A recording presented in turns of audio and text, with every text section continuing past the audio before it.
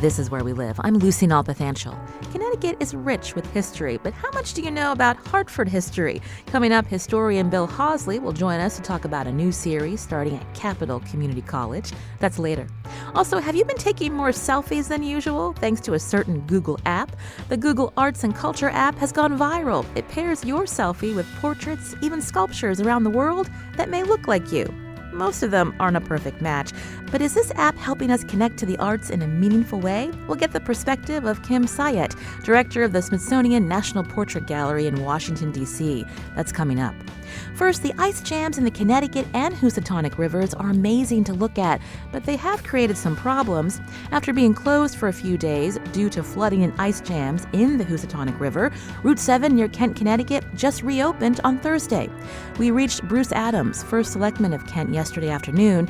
He tells us town residents have never seen thick ice blocks jamming up the river before. We have a rather surreal scene of huge chunks of ice which have formed on the river and over starting Saturday and up to today have frozen together. So we have about a mile-long barge, it's been called by some, of ice, all one piece in the river, and open water down below it and open water above it. But this barge is solid. It's been estimated by some that it might be as thick as 10 to 12 feet. No one knows for sure. So is this something that the town of Kent has seen before? We have not been able to find anybody among the older folk who've been here for a long time that has ever witnessed anything to this extreme. We have had this section of the river commonly floods, but usually in the spring because there's some low-lying areas and then there's some other factors that cause the flooding. And a few years ago, we did have during the spring thaw, we did have some gigantic chunks of ice come up onto the road and took out trees and guardrails and closed the road for a couple of days. But we've never seen a standstill blockage of this magnitude. I've never seen it, and I've been here since the early 70s, and we've not found anybody from before that that's seen it either. So tell us the impact right now. What has happened in the town of Kent because of this ice jam? Well, to be honest with you, the impact to the town as a whole has been relatively minor. It's an inconvenience having Route 7 closed because it's the major thoroughfare in town, and it's the way that most people use to go south, primarily to New Milford, Brookfield, Danbury area to shop or work. So there are a couple of other alternative routes, so it's just an inconvenience. We've evacuated some people from their homes, all of whom have found alternative living. But otherwise, life goes on. I want to emphasize that we have a pretty busy downtown business area, and it is totally open for business, unaffected by the ice and by the water underneath the ice. It's for the most part staying within the banks of the river, except in particularly low areas. You mentioned some people being evacuated. How many are you talking about, and how has the Kent School been impacted? Well, we've evacuated early on 5 families, 3 on Route 7 and 2 on a private road just north of town that goes right down to the river. They were evacuated. The water rose very quickly on Saturday, so those people were all evacuated on Saturday, and 1 or 2 of them have returned to their homes. They're encased in ice, but they've got electricity and power and food, and they're okay. The Kent School has been felt the most impact of this. They are a large private high school across the river from our town.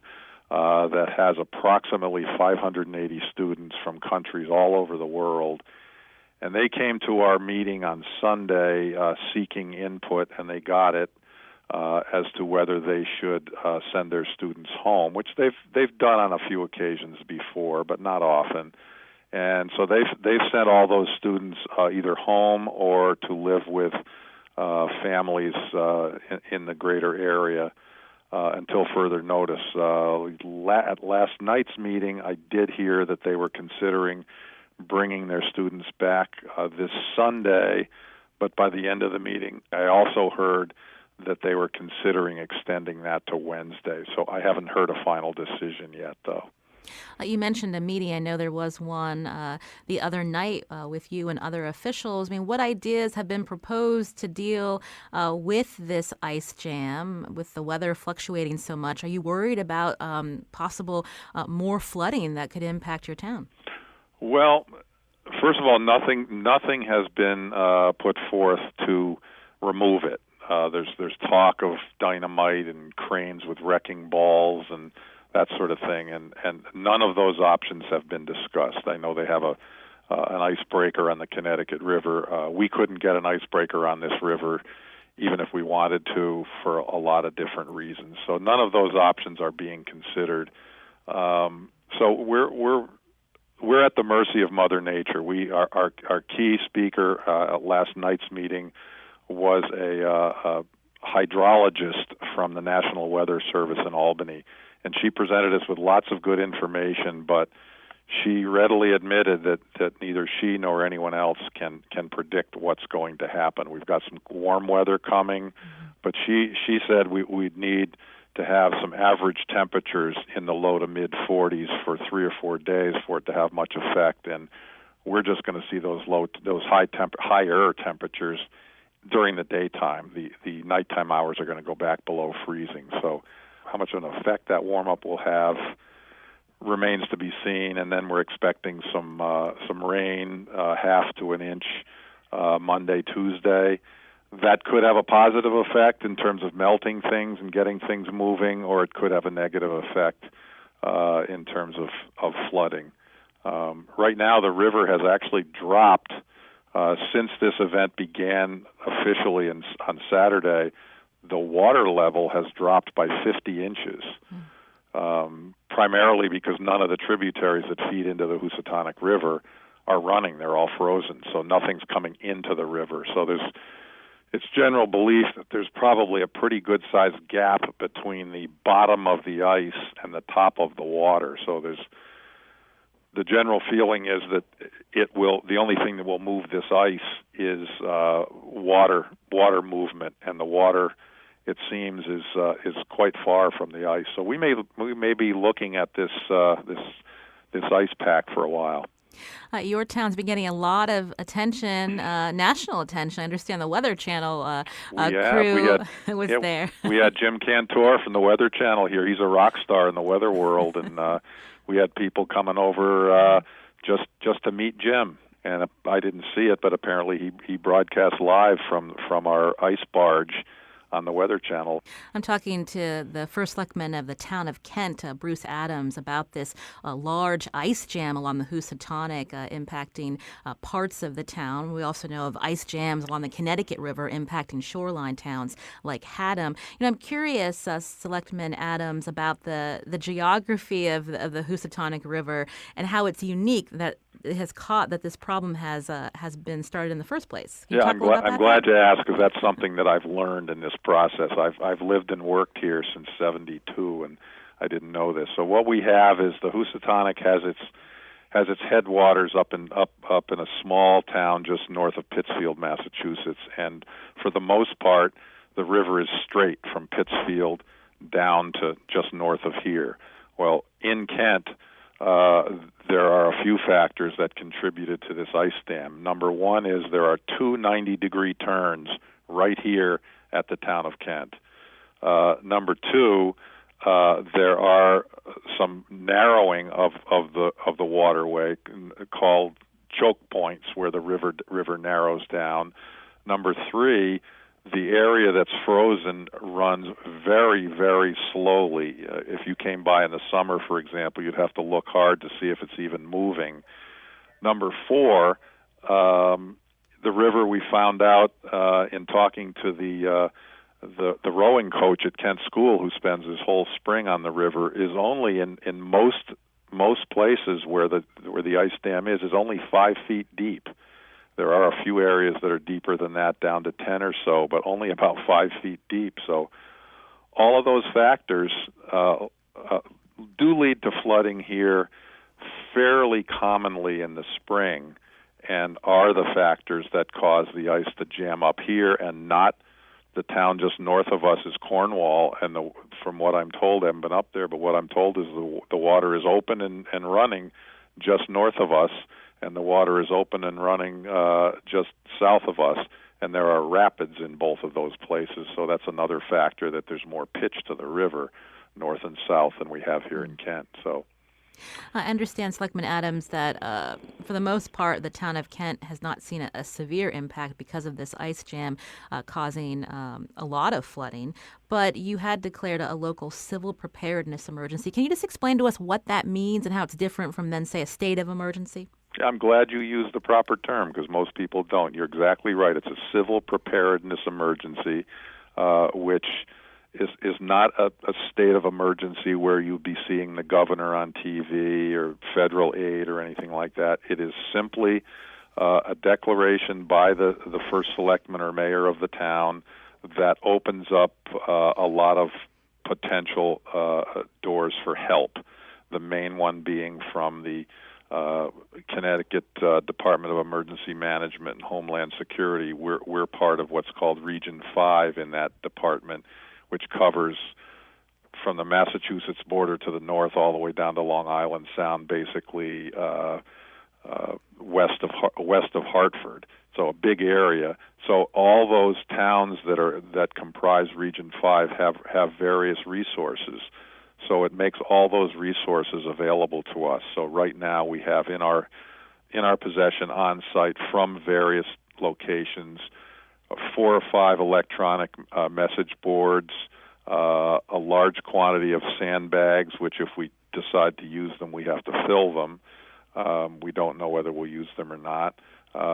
We have a trailer full of assorted emergency supplies, and we have flat-bottom boats in case we need to make any water rescues, which we've not had to do since the evacuations took place on Saturday. And there's all kinds of other resources that are available to us if we should need them. So that's the purpose of that civil preparedness emergency. So right now it's a wait and see, but have you been seeing a lot of people coming to be along the river to get shots? Any Absolutely. Concerns about their safety? Very concerned about that. Not a place where people should be parking their cars on the side of the road to take pictures, and so we're going to use some of those electronic message signs to put into, there are pull-off areas that people use during the summer for picnicking or fishing or just parking to check their cell phones. We're going to put signs in those areas to try and discourage people from stopping. It's a potentially very dangerous situation. We haven't had any incidents so far, but there have been sightings of people, heading for the river, thinking it might be interesting to climb partially out on the rocks. I did see on Saturday, I was shocked to see a young man with a kayak over his head headed for the river down at the falls at Bulls Bridge, which is a very popular kayaking place, but not a place anybody should be kayaking. And First Light, who owns the shoreline property in this area, at my request, after relaying the kayak story to them, they've shut down the whole recreational area, the parking area, and we'll use police force if we have to keep people out of there. First Selectman Bruce Adams in Kent, Connecticut. Thanks so much for joining us today. We appreciate it. Absolutely. Thanks. Nice talking to you. This is Where We Live. As I mentioned earlier, ice jams aren't just an issue in the Housatonic River. The Connecticut River has seen ice jams for a few miles. Just yesterday, the first selectman in the town of Haddam declared an emergency, citing the ice jams along the Connecticut River as a danger to residents and property in Haddam. Selectman Millardo is asking Governor Malloy to declare a state of emergency for the town so it can utilize state and federal resources. Meanwhile, the U.S. Coast Guard has sent 2 ships to help break up the ice jam in the Connecticut River. Now, have you been going out to the Connecticut River and getting shots of these big blocks of ice? You can tweet at Where We Live some of the videos and photos that you've taken. But I want to bring into the conversation now someone from the U.S. Coast Guard, because the U.S. Coast Guard has sent 2 ships to help break up the ice jam in the Connecticut River. Joining us now by phone, Lieutenant Shannon Andrew, Waterways Management Division Chief with the U.S. Coast Guard Sector, Long Island Sound. Lieutenant Andrew, are you there? Yes, I am, and good morning. Thank you for having me. So what kind of ships are on the Connecticut River today? So we have two ships. We have our 65-foot harbor tugs, which are also our ice-breaking tugs. We've got the Ballard out of New Haven and the Hauser out of Bayonne, New Jersey. Now, how unusual is it for the Coast Guard crew when you're out there breaking the ice? This is something that they've done in winters past. How unusual is this ice jam this year? I'd say it is a little bit more unusual than normal. Usually it's a solid flow of ice, and this ice, because of the weather conditions, it melted and then stacked on top of each other. So we don't usually have two 65s on the Connecticut River. We just have the Ballard, and they have a pretty easy time transiting up the river, and that's not the case this time. Can you explain for us how these ships are breaking up the ice? I've heard this term brash ice and how that can add some difficulty to the job. So the ships break the ice. They can break 18 inches with forward propulsion. They've got 500 horsepower, so they just ram on top of the ice, and then the hull can set on top of the ice and crush it. And what kind of damage is the Coast Guard seeing? And we are hearing again from, just anecdotally, from shoreline property owners. They're seeing damage along their docks and marinas. We haven't had. We've had a report of damage. I don't know if they've actually seen any damage, because if you see the aerial shots, the river it is decently wide, so they can't see the actual physical damage. We've just gotten reports of concern and flooding. Now, how long will both ships be on the Connecticut River? We're not sure at this time. We're just kind of taking it day by day, and with the weather, trying to progress. There's actually two ice flows or two ice jams that they're trying to break through. So depending on how long it takes us to get through the first ice flow in Essex, depends if we can go up to East Haddam and get to the bridge and go there. So I couldn't tell you how long both of them are going to be there. And do any idea how a bit long this ice jam is? I've seen different reports about it being more than 5 miles. I think that the first one is at least 2.5 miles. Any concern with the way the weather has been fluctuating, the recent blizzard, extreme cold in the eastern U.S.? Has this stretched your resources at all at the U.S. Coast Guard? It has. So we have a larger picture called Opera New, and it's just to ensure that we have security and supplies and energy for the Northeast. It goes from Canada to New Jersey, and so we have icebreakers in the Hudson River, in Boston, in Maine, and so we've been trying to combat this with just the early freezes this year. We've definitely had to put a strain. We've been able to answer all the calls, but it's taken a lot of triage and a lot of work. I want to thank Lieutenant Shannon Andrew again, a Waterways Management Division Chief with the U.S. Coast Guard Sector Long Island Sound. Two ships of the Coast Guard's on the Connecticut River near Essex to help break up this miles-long ice jam. Again, bringing a lot of residents to the shore at the Connecticut River to get pictures of this spectacular sight. We want to thank you, though, for telling us about what the Coast Guard is doing out there. Thanks again, thank you, Lieutenant. Thank you for having me. This is Where We Live. I'm Lucy Nalpathanchel. Coming up, is your portrait in a museum? If you've downloaded the Google Arts and Culture app, you know what I'm talking about. This app has trended thousands of people taking selfies to see how the app pairs their face with paintings, even sculpture found in museums worldwide. After the break, we'll talk with Kim Sayet, director of the Smithsonian National Portrait Gallery, about how this app might spark people to become more interested in the arts. Now, have you taken a selfie using this app? Tweet us your results at Where We Live.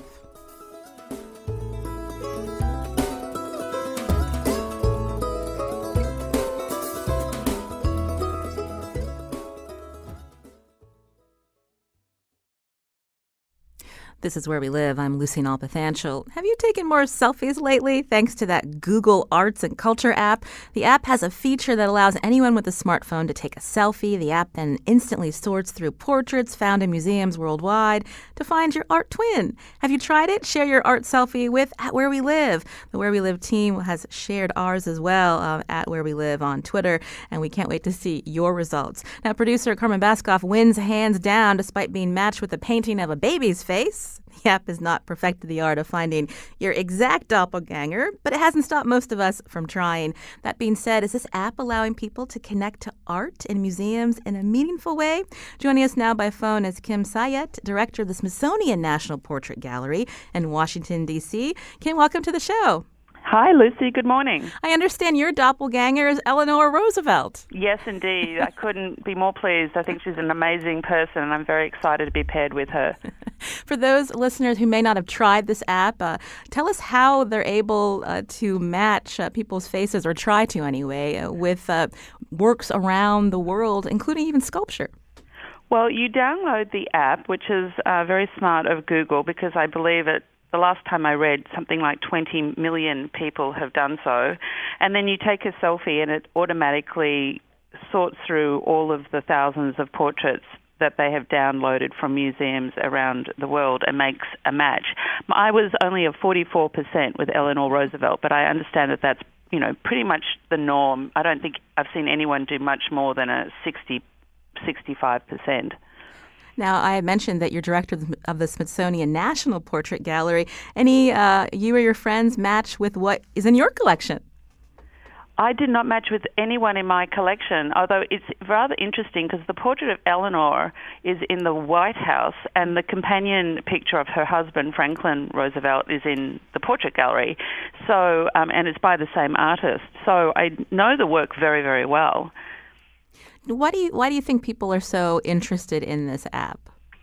Look, I think it's just an extension of the whole selfie phenomenon. Now it's sort of who else do I get to know? And I think there is a sort of fascination people have for other people since time immemorial, of course. I mean, as I often mention, reputedly the worst form of punishment you can give to someone is to put them in solitary confinement. I mean, we really are drawn to people. We're social by our very nature, and we sort of walk through life comparing ourselves to others and being compared. So in the museum world, this is being seen as a good thing, that people are maybe sparking interest in the museum, but you also have some reservations about how this app might pair someone's face with a painting found in a museum in the world, but not a lot of information about that who was actually in that portrait. Yeah, my point was, I think what's not to love, right? Mm-hmm. You can find out an amazing artist, an amazing sitter, a portrait of someone, and be introduced to major museums around the world. But it's really very superficial, and from just looking at the social media and what people are saying on Twitter and elsewhere, they're not going any deeper to discover who it is that they've been paired with. So, I mean, in my case, Eleanor Roosevelt, I think, doesn't need a lot of explanation. They know that she was the First Lady and have a sense of who she was. But the second person I was paired with was a gentleman called Jacques Callot, who it turns out, because I looked him up, was prevalent in the 17th century and was a printmaker, and again, was much to be admired in his approach to life. But again, that information was not provided in the app. And what's interesting, I know among our colleagues here, you don't just try it once. You try it several times to see the different matches. You might change the lighting, change the way your face is directed. And again, it turns out some of those matches continue to come back. Yes, I tried multiple times. Admittedly, Eleanor was the one that was the most consistent, but I did what I think most people did. You tried in different lighting. I have glasses. I wore them without glasses. A lot of people said, oh, it's so depressing, the matches that were made with you. So it's not sort of something that you don't orchestrate. And one of the wonderful things, or not, I guess, depending on your perspective, is that every individual standing in front of a portrait brings their own baggage to that exchange. I say that portraiture is as contemporary as the moment that you are looking at the other person, even if they'd been painted centuries earlier, because really it's about how you think about them in your contemporary situation and your life story, and then also the reflection on where you are today in your own sort of experience of what you're doing at that time. On the phone with me is Kim Sayet, director of the Smithsonian National Portrait Gallery in Washington, D.C. We're talking about that app that's gone viral, this Google Arts and Culture app. Maybe you've tried it. If you have, tell us what your match is, whether you tweet at us at Where We Live or give us a call and maybe explain why you decided to do this. I know people are a little worried about privacy concerns, about Google having your face, but really, is there any privacy these days anymore? I was curious, Kim, when you were talking about this app particular doesn't give you a lot of information about the person sitting in the portrait. That's something you find in museums too. Not a lot of information, right? Yeah, besides who painted. Yeah, it's not entirely Google's fault, actually. I mean, I think we're somewhat unusual in terms of museums because the portrait galleries, and of course there's only one in the United States, it's ours in Washington, it's part of the Smithsonian. There's a portrait gallery in London and Ireland and Scotland and a few other countries. We tend to do things a little differently. So when you go into the museum and you look at the information about the picture, we list the person in the picture or the sculpture first, and then we talk about who the artist was later. And we'll describe, we use normally around 140 words in English and now increasingly in Spanish to talk about who it is you're looking at. Most other museums, art museums, do it the other way around. They talk about the artist, they'll talk about, they'll list who's in the picture, and sometimes not, they'll tell you who the sitter was and about their life story. Often you'll get some sort of discussion about the art and the artist, but not always about the sitter. And that would be the one thing I would hope, now that we're taking this wonderful step, is that, my colleague museums think about adding that information. Of course, I am surrounded by portraits. I have an Instagram where I just talk about portraits, and I am spending hours in museums looking up who is in that picture because it's not provided on the walls. I'm carrying around extra batteries all the time, and my family leave me and run away because I spend too much time doing this. And so I think people are fascinated to find out, well, who is this person I'm looking at, and why did that artist, create their portrait in the first place? You can join the conversation, 860-275-7266. Something I've noticed, Kim, I'm Asian American, and when I put my selfie into this app, I was paired with a woman who appeared to be Dutch. Oh, interesting. Well, you may know that I'm actually Dutch, although I speak with an Australian accent. Okay. I'm a little bit of a hybrid myself. But, one of the criticism that is coming out is, in fact, the lack of diversity in some of the doppelgangers that people are, getting paired with. And this is, in fact, again, not something that Google is entirely responsible for, or even the art museums. It's the history of portraiture, I'm afraid, which was a very elite art form. So as an Asian American, you would know that there was some form of the Asian Exclusion Act operating in America right until 1965, which meant that, it was very, very hard for an Asian American to rise to some position of significance. Governors, mayors, let alone presidents or congressmen and congresswomen, or, because they just were not given those opportunities. And that is true certainly of women in the earlier part of our history, and then going on to other minorities, people who are disabled. So the portrait galleries around the world and the museums around the world are really saying to themselves, okay, in the next generations when we look back, will we have added the portraits and truly represented, in our case, the motto on the Great Seal of the United States, E pluribus unum, out of many one? And are we affording the opportunities for everyone, regardless of their gender or their race or their different abilities, to in fact rise to the position where they will get their portrait made and put into a museum? Your collections at the Smithsonian National Portrait Gallery, again, in D.C., feature a lot of white men. How's a portrait gallery changing this? How are you commissioning works that show that diversity? Yes, we do it in a couple of ways. And just as a little bit of a background, the portrait gallery is very young. Interestingly, we were opened to the public in 1968, which one could argue is one of the worst years we've ever had in this country. We certainly had the assassinations of Martin Luther King, Bobby Kennedy, we're in Vietnam, and it's at that moment that America is sort of asking itself, well, what do we think about our leadership? Who do we want to be applauding and recognizing and noting for their achievements to our culture?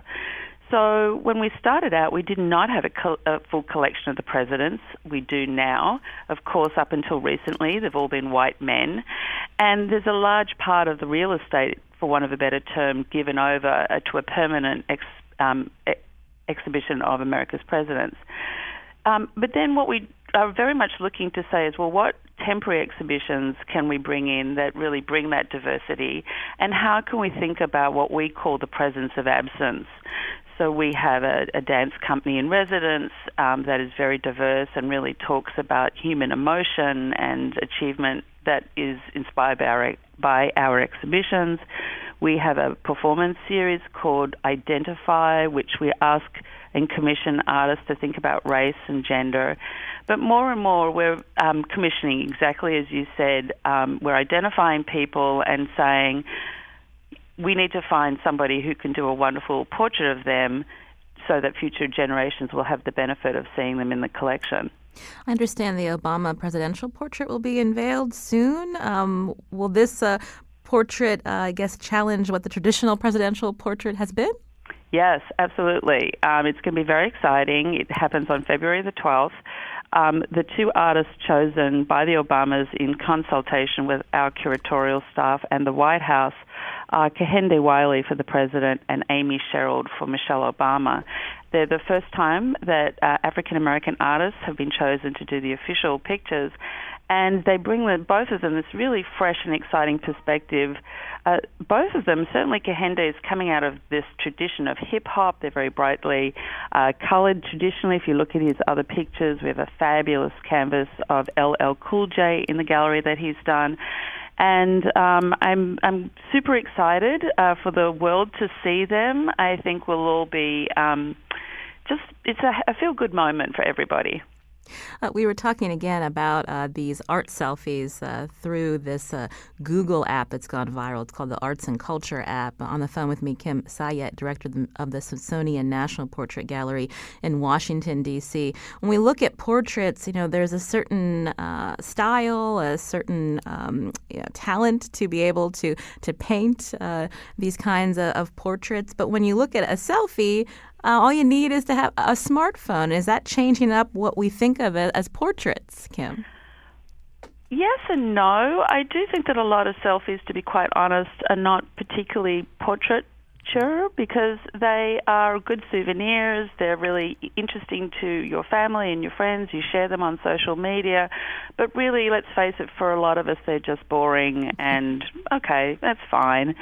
I don't know if I need to see you with your plate of, whatever you've just ordered for dinner and call that a portrait. But there are certainly selfies that are portraits, and I think when people start getting into sort of playing around with lenses or looking at different perspectives, tilting their cameras, doing something interesting, really thinking about how they're depicting themselves and certainly others in the way that an artist does, I think that definitely is portraiture, and it becomes interesting to the rest of us. Part of the issue of portraiture is, does it transcend just the relationship, the very small one that you might have with yourself and your immediate circle? Is it something that is of interest to the rest of us? And does it tell us something new and interesting that we wouldn't have known before? So I think selfies, it's certainly bringing a lot of conversation about portraiture, but more to the point, I think, identity. And I think it is also thinking about, what kind of relationships are we having with social media and selfies? How in-depth are they? And I think that's actually part of the question I had with this whole Google app, which is, it's kind of a fun game that you do. But really, it would be wonderful to take it to the next level so that you really do find out about that other person you've been paired with. And I asked that about other selfies.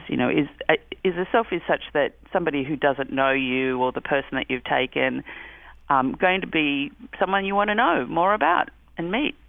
I was thinking of users of Instagram when they take that shot because of all the different filters. Sometimes the finished the picture, it is more artistic depending on how people change it up with filters and whatnot. We don't want to give too much free publicity to Google. They don't need it. But we know that the National Portrait Gallery, you're also launching an app. And how will you incorporate how people have been excited about this Google app into this app that you're launching? How it will be different?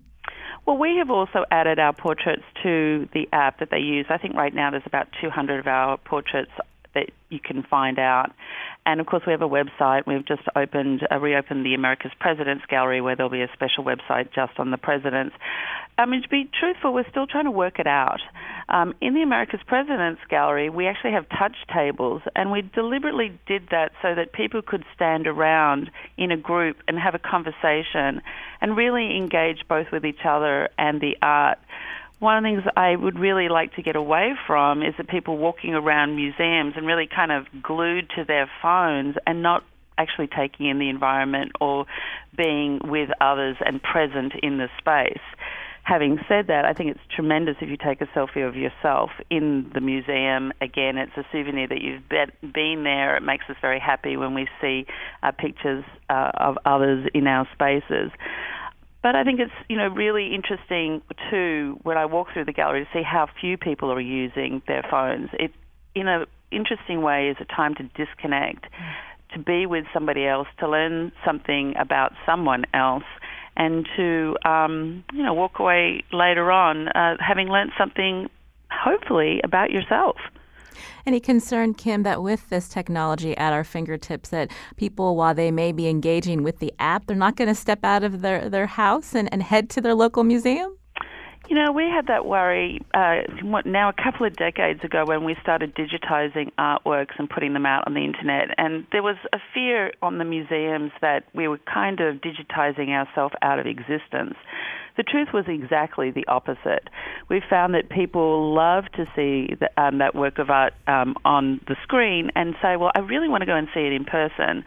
And I think that shows a level of sophistication of modern audiences, that they realize that what they're seeing on the screen is really just a reproduction, but there's nothing like the real thing. So I would say that digitization's been very good for museums.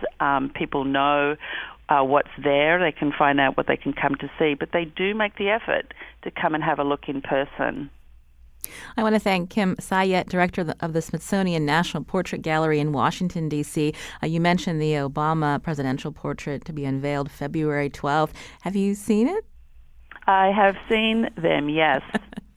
And anything that really jumped out at you? It just really breaks the mold of what a presidential portrait is. You'll all have to be surprised. I'm saying nothing. I do think it's actually kind of fun that February the 12th is, in fact, President Abraham Lincoln's birthday.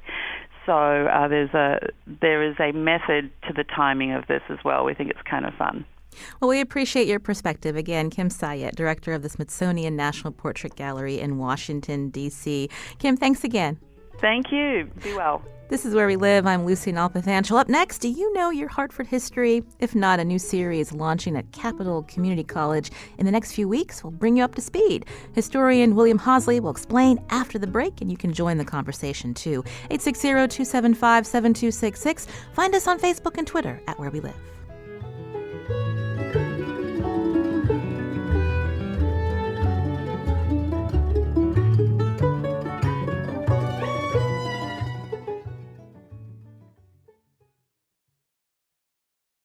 This is Where We Live. I'm Lucy Nalpathanchel. Coming up Monday, more people are using genetic tests like 23andMe to understand their family history, but a test can reveal disturbing surprises, not just about long-lost relatives, but also about your health. As scientists learn more about the role of genetics in diseases like Alzheimer's, what are the implications when people explore their own genome? We'll hear more about that on Monday, and we'll ask you to join the conversation too. Now, in the studio with me now is historian Bill Hosley, a museum consultant. He specializes in local history. Bill, welcome back to the show. Hey, Lucy, good to see you. You're here to talk a little bit about this lecture series being launched, focused everything about Hartford. Tell us about it. Well, Capital Community College in 2010 created this Hartford Studies Project, which is a unique thing in higher education in Connecticut, where they use the content underfoot in this wonderful, rich, multidimensional city as a teaching tool. And they've done a lot with students, and they decided that they wanted to do some public outreach. So this lecture series, the idea was that we're sitting on a gold mine of local history here, and we could do more to share that with the public. So that's what we're going to do. What kind of history? So things that people really don't know anything about, or maybe have learned back in school and have forgotten?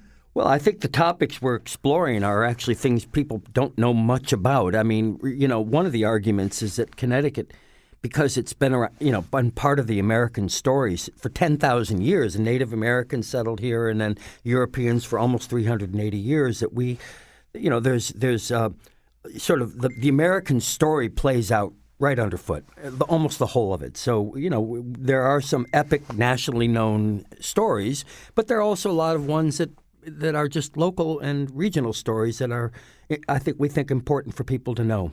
This is a series, as I mentioned, so can you give us a little preview of what you'll be talking about or trying to focus on in each? Yeah, well, it's 4 Thursdays, one each month in January, February, March, and April, last Thursday of each month. And we're kicking off next Thursday, January 25th at 7 p.m. with an introduction to the theme of the whole program, it's titled "Learn Local: Why Hartford History Matters Today," and we're going to look at this question: why does history matter? What's special about it? What do we need to know? And what is the place of history in community development and education today? We're coming up on Black History Month. How will that be incorporated, Bill? Well, in February, that's our theme is Black History is American and Local History. And I'm one of the presenters, and we have two other presenters, but I'm doing the one in February because a few years ago, my wife and I had this absolutely amazing vacation. We visited, this is probably a Guinness Book of World Records, 47 museums in 10 days in the Deep South. And we went from Atlanta to Birmingham to Memphis and Chattanooga and Knoxville. And the South is where the story of civil rights and the African American narrative is being told with great sophistication. I mean, I think it might seem ironic that the old Confederacy is on the cutting edge of reporting this news, but we visited these incredible museums, and then, of course, the National Museum of African American History and Culture in Washington, which opened last year, is astonishing. So I'm gonna talk about the role of museums in bringing the narrative of African American culture forward, but also bring it right into our own community here in Connecticut. There are a number of museums that have done very interesting things to incorporate either the story of slavery or other aspects of African American history, and of course the Amistad Center at the Wadsworth Atheneum, but also the potential here, because there was a fellow named John E. Rogers who in the 60s and 70s amassed this incredible archive of Connecticut African American history, and we'd like to see something done with that. Again, in the studio with me is historian Bill Hosley. There's a series being launched at Capital Community College over the next few months, all about Hartford history. We're hearing from Bill about some of the reasons why this is important. You mentioned that in the South, they really know how to tell the stories very important to our nation's history. Why, if Hartford is such a hotbed of history, Bill, why hasn't it become a go-to destination? What are we missing? Well, I think Hartford, as I've often said, is we've got $1 billion invested in cultural apparatus in the city. By that I mean, everything from the Bushnell Memorial to the Wadsworth Atheneum and the Connecticut Historical Society, Connecticut Landmarks. There's like a dozen house museums, and then the surrounding region has all this great stuff. And I think the turning a place into a destination, it doesn't happen by accident. It is a matter of will and a certain, kinds of operations and maneuvers. And I think we just haven't put our hand to the grindstone on it. But we have a lot of untapped potential. And I think Hartford would be do a lot of good if there was more visitation. It would help, the economy. It would also help sustain these treasures that we've got, and it would generate buzz, which every place. They talk in the world of tourism about a global beauty contest, and that all these places, just like us making our way to Birmingham a couple summers ago, who visits Hartford? Well, a lot of people could. We have 20 million people within a day tripping distance. Sounds like your friends are hearing you on the radio, Bill. Tell them to cut it out. Again, this is an interesting series, and you're going to focus on African American history, looking at Hartford as an origin point for philanthropy, also Hartford's art scene. Tell us about that. Well, people think about New York and Paris, the centers of the art world, but every community, from tribal communities and rural areas to big cities and small, people make art. And some of the art maybe is timeless and enduring through the ages. But every place makes art, and as I always like to say, every place obviously has a history, but every place also has an art history, and Hartford has an amazing art history.